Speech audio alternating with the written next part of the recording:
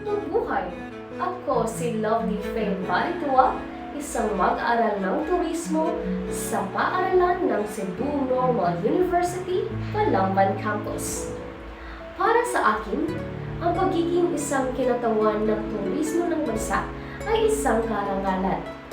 Dahil tayo ang nagsusulong, nagtataguyod, at kumakatawan sa kagandahan, kultura at iba't ibang destinasyon ng Pilipinas sa mga lokal at dayuhang turista.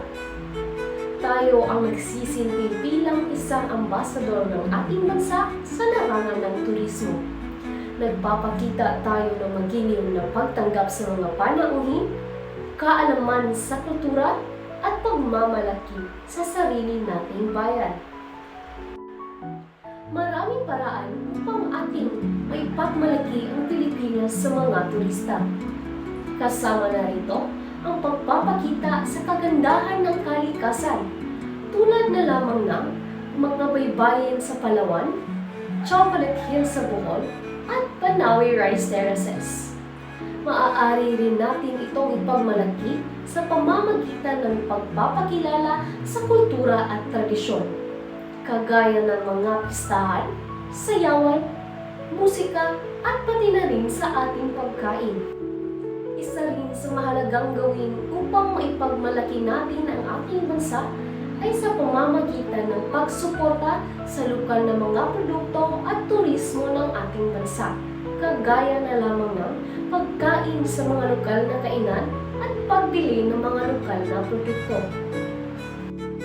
Lagi kong isa sa isip ang sinabi ng tagapagsalita noong ipinagdiriwang namin ang World Tourism Day 2025.